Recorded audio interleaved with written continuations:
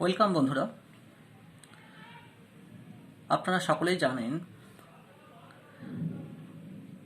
SSC, SLST, PG লেভেলের যে কোনো সাবজেক্টের এক্সামে প্রিপারেশন নিতে গেলে কোনো কোচিং সেন্টারে পড়েই হোক বা কোনো স্যারের কাছে পড়েই হোক, তার খরচ কত।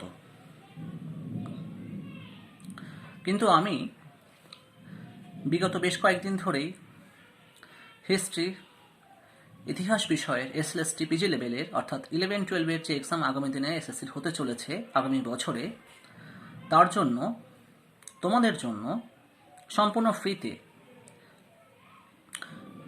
2 নম্বরের ডেসক্রিপটিভ টাইপের যে প্রশ্ন, সেগুলো আমার চ্যানেলে প্রতিনিয়তই কিন্তু আপলোড করে চলেছি।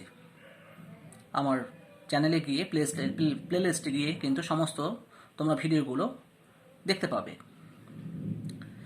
কাজেই এই সহযোগিতা পাওয়ার জন্য তোমাদের একটি টাকাও খরচা করতে হবে না।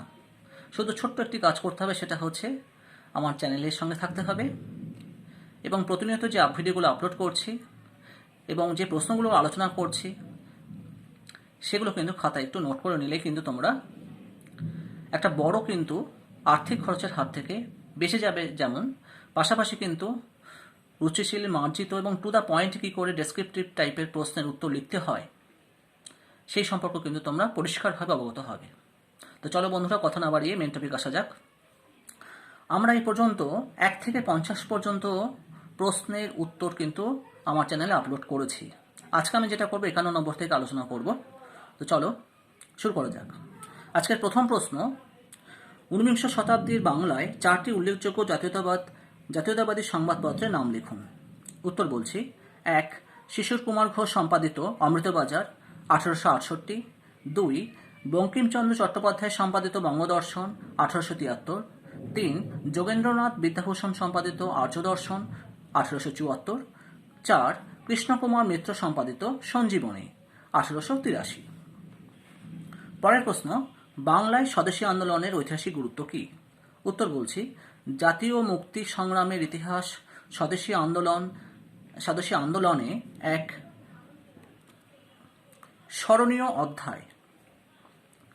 এই আন্দোলন প্রমাণ করে আত্মশক্তি ও আত্মনির্ভরতাই দাবি আদায়ের একমাত্র পথ এবং এই ধারণা থেকে কংগ্রেসে ভাঙন ধরার সঙ্গে সঙ্গে সংগ্রামশীল জাতীয়তাবাদী চেতনার বিশ্বাস ঘটে ও বৈপ্লবিক সন্ত্রাসবাদ জন্মলাভ করে এবং এই আন্দোলনের মধ্য দিয়েই স্বদেশী শিল্প, সাহিত্য ও সংস্কৃতিতে নবযুগ আসে। সঙ্গে সঙ্গে ভারতীয় রাজনীতিতে সাম্প্রদায়িকতারও কিন্তু উদ্ভব হয়। পরের প্রশ্ন, 1946 সালে ভারতে ক্যাবিনেট মিশন কী কাজ করেছিল? উত্তরে চলে আসি। 1946 সালে 24শে মার্চ ক্যাবিনেট মিশন ভারতে পৌঁছে ভারতবাসীর হাতে ক্ষমতা হস্তান্তরের বিষয়ে ভারতীয় নেতৃবৃন্দের সঙ্গে আলোচনা শুরু করেন এবং সর্বজন গ্রাহ্য মীমাংসা সূত্র না পেয়ে মিশন তার নিজস্ব পরিকল্পনাগত ব্রিটিশ, ভারত ও দেশীয় রাজ্যগুলিকে নিয়ে যুক্তরাষ্ট্র গঠন ও ধর্মের ভিত্তিতে প্রদেশগুলিকে ক, খ, গ শ্রেণীতে ভাগ, একটি গণপরিষদ গঠন ও নবগঠিত যুক্তরাষ্ট্রের শাসনতন্ত্র রচনা এবং অন্তর্বর্তীকালীন সরকার গঠন প্রভৃতি প্রস্তাব রাখে। পরের প্রশ্ন, 1789 খ্রিস্টাব্দে ফরাসি বিপ্লবের মূল আদর্শগুলি কী ছিল? উত্তর বলছি। 1789 খ্রিস্টাব্দের ফরাসি বিপ্লব ছিল পৃথিবীর ইতিহাসে একটি যুগান্তকারী ঘটনা। এই বিপ্লবের মূল আদর্শগুলি হল সাম্য, মৈত্রী, স্বাধীনতা। শুধু ফ্রান্সে নয়, সমগ্র বিশ্বের নির্যাতিত, নিপীড়িত, পরাধীন মানুষের কাছে এই আদর্শগুলি ছিল নতুন আশার আলোকবর্তিকা। বন্ধুরা, তোমাদের একটা কথা বলে রাখি, এই যে প্রশ্নগুলো 2 নম্বরের যেগুলো আলোচনা করা হচ্ছে, এগুলো কিন্তু সম্পূর্ণ টু দ্য পয়েন্টে এবং এর মধ্যে কিন্তু একটা সম্পূর্ণতা ভাব আছে। তোমরা যখন 2 নম্বরের প্রশ্ন রিপ্রেজেন্টেশন করবে, তার মধ্যেও কিন্তু এই গুণগুলো কিন্তু অবশ্যই থাকতে হবে, তবেই কিন্তু তোমরা 2-2 পাবে। এই জিনিসটা কিন্তু ভালো করে কিন্তু মাথায় ঢুকিয়ে রাখো এবং এটা কিন্তু এখন থেকে শুরু না করলে কিন্তু, যদি তোমার মনে করো যে নোটিফিকেশন বের হবে, বিজ্ঞপ্তি বের হবে, ফর্ম বের হবে, তারপর আমরা প্রিপারেশন নেওয়া শুরু করব, তাহলে কিন্তু বিষয়টা অতটা সহজ হবে না কিন্তু। তো চলো পরের প্রশ্ন চলে আসা যাক। কোড নেপোলিয়ন বলতে কি বোঝায়? 1800 থেকে 1804।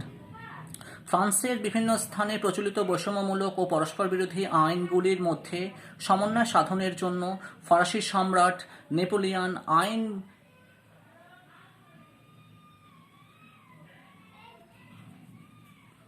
বিশদদের নিয়ে একটি পরিষদ গঠন করেন। নেপোলিয়নের নেতৃত্বে এই পরিষদের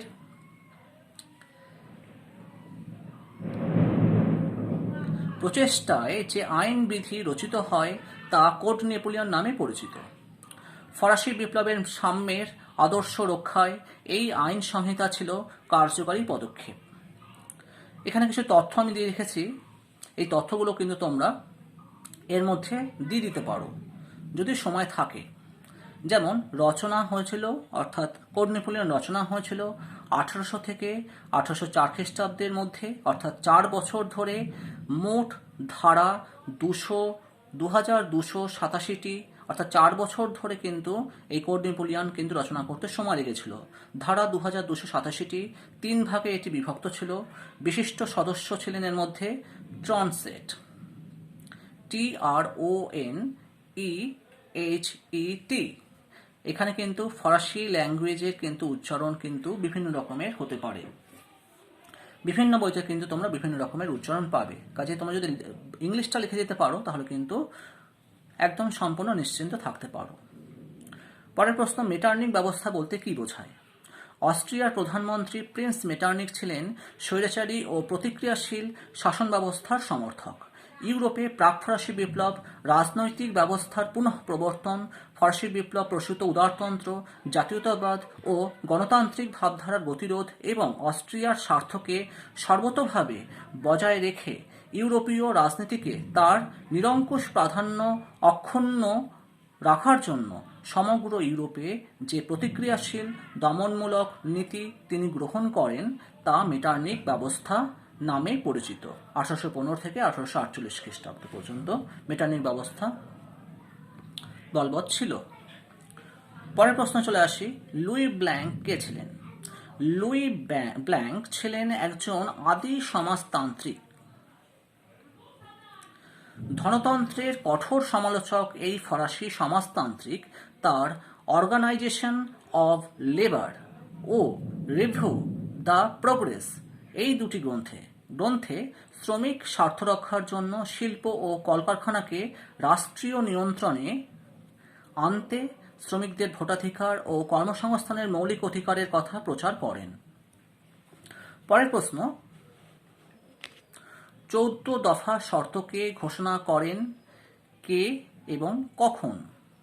এখানে একটা কে হবে।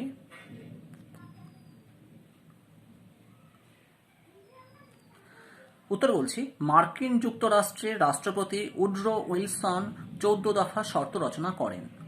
আদর্শবাদী নেতা উইলসন চেয়েছিলেন বিশ্বে স্থায়ী শান্তি প্রতিষ্ঠা করতে।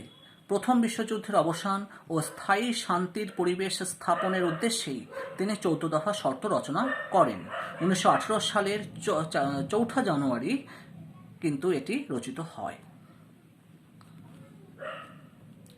পরের প্রশ্নে চলে আসি, কবে এবং কিভাবে দ্বিতীয় বিশ্বযুদ্ধের সূচনা হয়? উত্তর, 1939 সালের 1 সেপ্টেম্বর দ্বিতীয় বিশ্বযুদ্ধের সূচনা হয়। নাৎসি নেতা হিটলারের আগ্রাসন ক্রমাগত বাড়তে থাকে। তিনি অন্যায়ভাবে পোল্যান্ড সাম্রাজ্যের মধ্য দিয়ে একটি করিডোর দাবি করলে পোল্যান্ড তা অগ্রাহ্য করে। সঙ্গে সঙ্গে হিটলার পোল্যান্ড আক্রমণ করে এবং দ্বিতীয় বিশ্বযুদ্ধের সূচনা হয়। এখানে কিন্তু তোমাদের উল্লেখ করতে হবে কোন ঘটনার মধ্য দিয়ে কিন্তু দ্বিতীয় বিশ্বযুদ্ধের সূচনা হয়, বাড়তি কিছু কিন্তু লিখবে না। পরের প্রশ্ন, জৈন ধর্মের মূল শিক্ষাগুলি কি কি? উত্তর বলছি, জৈন ধর্ম পার্শ্বনাথ প্রবর্তিত চতুর্যাম এবং মহাবীরের সংযোজিত ব্রহ্মচার্য পালনের শিক্ষা দেয়। জীবনের লক্ষ্য হল আত্মার শুদ্ধি।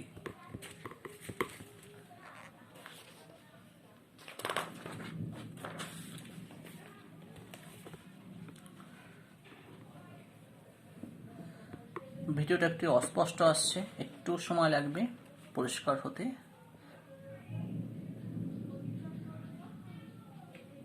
হ্যাঁ, পরিষ্কার হয়ে গেছে।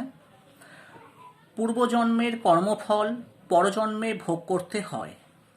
কঠোর সংযম ও কৃচ্ছ সাধন দ্বারা আত্মার মুক্তি সম্ভব। এজন্য ত্রিরত্ন পালনের প্রয়োজন।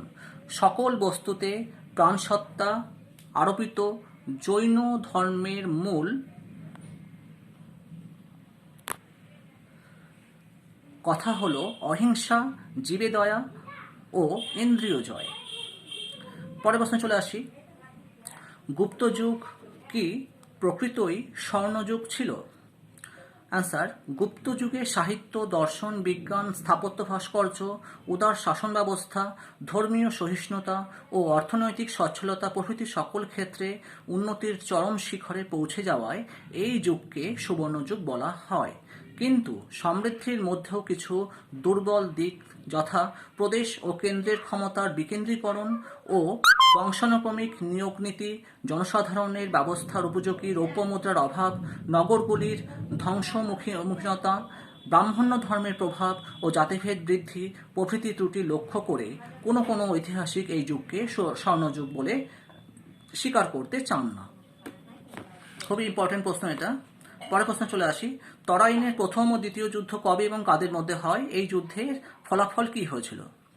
উত্তর, তরাইনের প্রথম যুদ্ধ 1191 খ্রিস্টাব্দ এবং দ্বিতীয় যুদ্ধ 1192 খ্রিস্টাব্দে সংঘটিত হয়।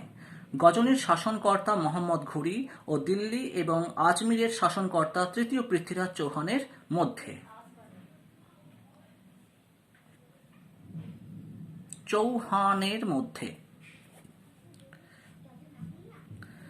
প্রথম যুদ্ধে ঘুরি পরাজিত হয়ে দেশে ফিরে যান, কিন্তু দ্বিতীয় যুদ্ধে পৃথ্বীরাজ পরাজিত ও নিহত হলে ভারতীয় রাজন্যবর্গের সামরিক দুর্বলতা একটি প্রকট হয়ে পড়ে।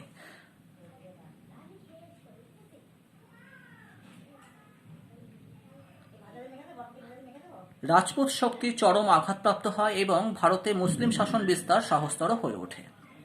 চলে আসি পরের প্রশ্নে, মোহাম্মদ বিন তুগলকের প্রিয় কয়েকটি পরিকল্পনা উল্লেখ করুন। আনসার বলছি, মোহাম্মদ বিন তুগলকের কয়েকটি প্রিয় পরিকল্পনা হলো দিল্লি থেকে দেবগাড়িতে রাজধানী স্থানান্তর 1326 থেকে 27 খ্রিস্টাব্দে যেটা তিনি করেছিলেন, তামার প্রতীকী মুদ্রার প্রচলন 1329 থেকে 30 খ্রিস্টাব্দে তিনি যেটা করেছিলেন, গঙ্গা যমুনার দোয়াব অঞ্চলে রাজস্ব বৃদ্ধি 1326-27 ইত্যাদি উল্লেখ্য। তার এই পরিকল্পনাগুলি বাস্তবসম্মত হলেও তার ধৈর্যহীনতা, বাস্তব বুদ্ধির অভাব হেতু তা প্রজাপীড়নের কারণে রূপান্তরিত হয়। খুব ইম্পর্টেন্ট প্রশ্ন। পরের প্রশ্ন, দিল্লির সুলতানির অবক্ষয়ের প্রধান কারণগুলি নির্দেশ করুন। উত্তর, দিল্লির সুলতানির পতনের নানাবিধ কারণের মধ্যে কয়েকটি প্রধান কারণ হল জনতার আনুগত্যের অভাব, সামরিক শক্তির উপর অত্যধিক নির্ভরশীলতা, আমির ওমরাহ ও প্রাদেশিক শাসকগণের স্বাধীনতা স্পৃহা, সুলতানদের অত্যধিক বিলাস ব্যসন, ক্রমান্বয়ে অযোগ্য সুলতানের আবির্ভাব,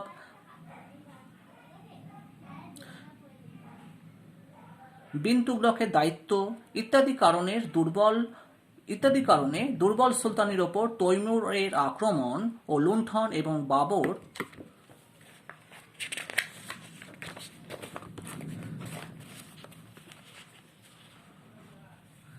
কর্তৃক আক্রমণ ও জয়লাভ এই সুলতানির শেষ রেশটুকুও নিশ্চিহ্ন করে দেয়। পরের প্রশ্ন চলে আসি, মনসবদারি ব্যবস্থা বলতে কি বোঝানো হয়? মনসবদারি প্রথা হল মুঘল যুগের সামরিক ও বেসামরিক শাসনের সাংগঠনিক ভিত্তি। মনসব কথার অর্থ হল পদমর্যাদা। 33টি স্তরে বিভক্ত মনসবদারগণ নিজ নিজ পদমর্যাদা অনুসারে 10 থেকে 1000 পর্যন্ত সৈন্য পোষণের অধিকারী ছিলেন। মহামতি আকবর প্রবর্তিত এই প্রথায় মনসবদারগণকে নগদ অর্থে বেতন দেওয়া হতো এবং এই পদ বংশানুক্রমিক ছিল না। ভিডিও শেষ করার আগে বন্ধুরা একটা কথা বলে নিতে চাই, তোমরা এই নোটগুলো পড়ার আগে বা পড়ার পাশাপাশিও বলা যেতে পারে পাঠ্য বইয়ের সঙ্গে কিন্তু সম্পর্ক নিবিড় করতে হবে। পাঠ্য বই ছাড়া কিন্তু এই নোটগুলো কিন্তু তোমাদের সম্পূর্ণভাবে কিন্তু আত্মস্থ নাও হতে পারে। কাজেই পাঠ্য বইয়ের সঙ্গে সম্পর্ক কিন্তু তোমাদের রাখতেই হবে। বন্ধুরা, তোমাদের আমার এই ভিডিওর মাধ্যমে তোমাদের যদি একটু উপকার হয়ে থাকে তাহলে প্লিজ ভিডিওটি লাইক করো, শেয়ার করো এবং সাবস্ক্রাইব করো এবং পাশে বেল আইকনটি বাজিয়ে দিও। ধন্যবাদ।